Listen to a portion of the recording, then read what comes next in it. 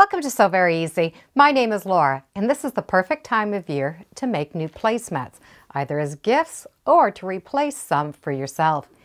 And they're quick and easy, especially if you use these pre-made forms, and the forms do all the work. There are many different shapes and sizes of forms for placemats.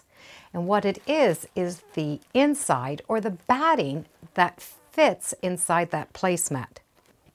In this case, it is a very firm interfacing. It's fusible on both sides. It's almost like a cardboard. You can also get them a little bit softer, and they're like a foam. So the foam can be sewn on, and it's a little bit more soft. Having this fusible on both sides takes a lot of the work out of it for us. I do like having this shape, so I have found a very easy way that we're going to let this shape do all of its work. The placemat is going to have 3 fabrics: the main fabric, a center fabric, and this tiny little trim. The fabrics are from Timeless Treasures, and they've got these great coffee cups and polka dots. To make 4 of these placemats, you're going to need 1 1/3 yards of this main fabric. For this little piece that goes in the center, you're going to need 1/3 yard. And for that little piece that's going to go inside, you're only going to need a couple of strips. And you probably have some of this even left over from other projects. First thing we're going to do is take this fabric and fold it so the right sides are matching. Now you can use the same fabric or you can use 2 different fabrics, but you need to have the fabric so that the right sides facing. From here, we're going to take this shape and we're going to place it over top, and we need to have something so that we can draw a line around the outside. There are many things you can mark with, but I'm going to be using a Crayola washable marker. They stay on until they're washed, so the markings are going to be really noticeable. And I'm just going to trace the shape right on top of this fabric. And tracing is really easy using these foam interfacings or this Kraft-Tech interfacing. Now you could really make these shapes yourself, but this really takes a lot of work out of it. If you are going to make them yourself, you must be sure to know how to put this fabric back on top. So if you put an X in one corner and an X in the matching corner, you'll know where to put them. Once you have that all traced out, you need to stitch along those lines, but you're going to stitch just a little bit on the outside of the line. Seam allowances are going to take up a little bit of space, so you're going to need to add just a little bit as you stitch around. I've done no cutting yet. I'm just going to pin those layers together. Make sure all of the fabric is smooth. Put your sewing machine stitches a little bit smaller. The smaller the stitch, the easier it is to turn these corners. All of the cutting is going to be done after. And we do not need to leave any piece open to turn it right side out. Just stitch all the way around. If you're going to make more than one, you can trace these out more than once along your fabric. Just make sure you leave enough seam allowance so that you're going to be able to trim off afterwards. So I have the line that I drew, and the stitching is just a little bit on the outside. Now it's a lot easier to stitch these curves when you've not cut the curves first. I now have that entire shape stitched. Now I can cut it out.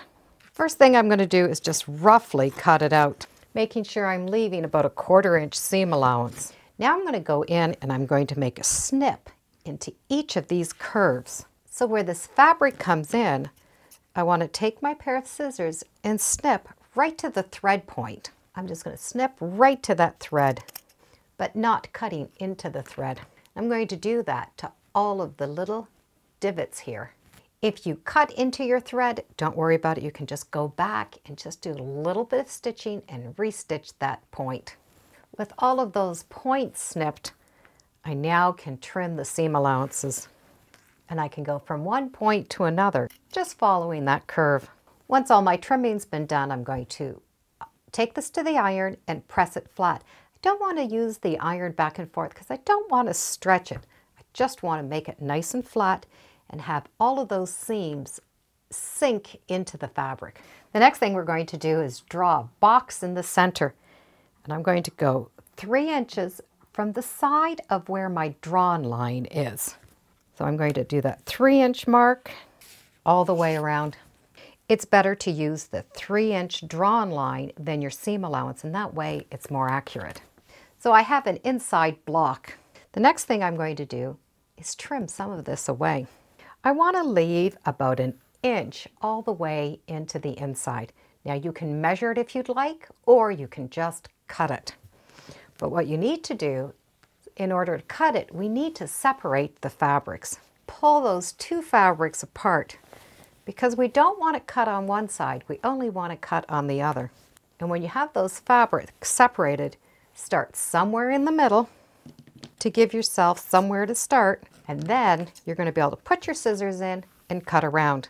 So I'm going to cut 1 inch in from that line, and it doesn't have to be exact. I now have a big gaping hole inside of my placemat. I'm going to be able to take my scissors and snip from one of my corners that I cut to one of the corners that I drew. So here is that 3-inch line that I drew. I want to cut from this corner going inside. So that's snip to the corner.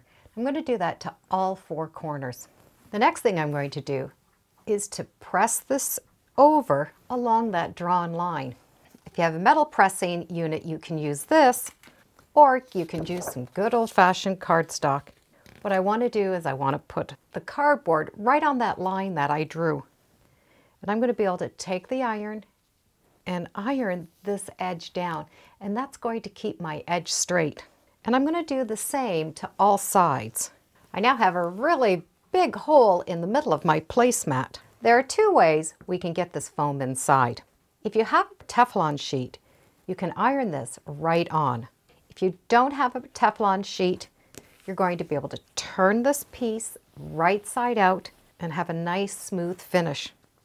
You now have this big hole that you're going to be able to put this in and match up all of those edges.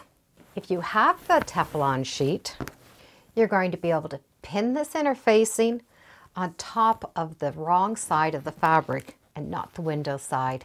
So pin it so it matches, turn it upside down, and press along these edges, removing your pins as you press, and press the whole thing flat. The Teflon is going to allow you to take this off. It's not going to stick. After this has been fused on, be sure to let the fabric cool. Any fusible interfacing needs to cool down before you use it, and that gives a chance for the glue to heat set onto the fabric. Once it's cooled, we're going to be able to turn this right side out. You'll need to pay a little bit of attention to these corners that we snipped. So don't put pressure on those corners as you turn it right side out.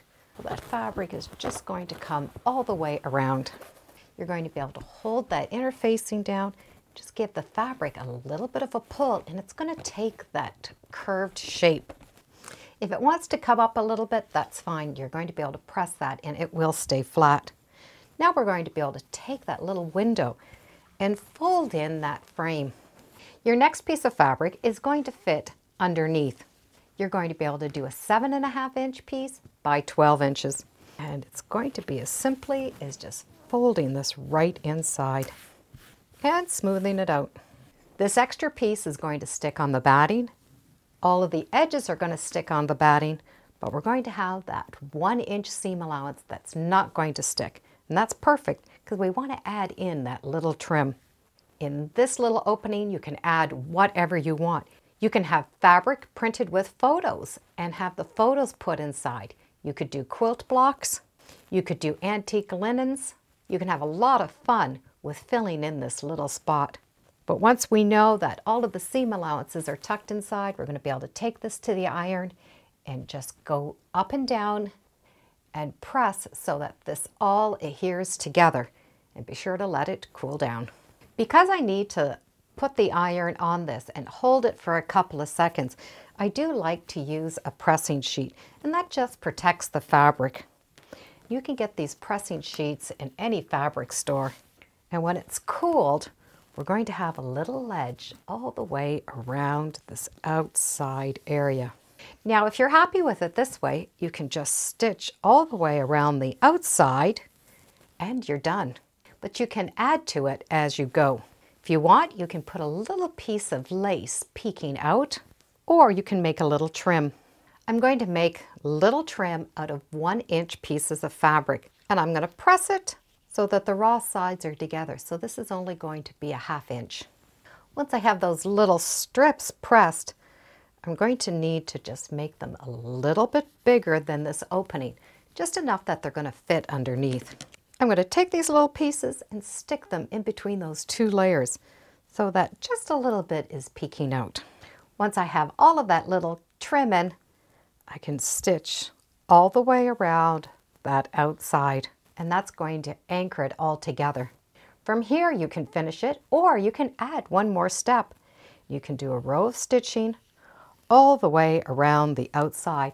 That's going to give it more of a quilted look. So I have that little row of stitching along this edge and the little row of stitching along this edge.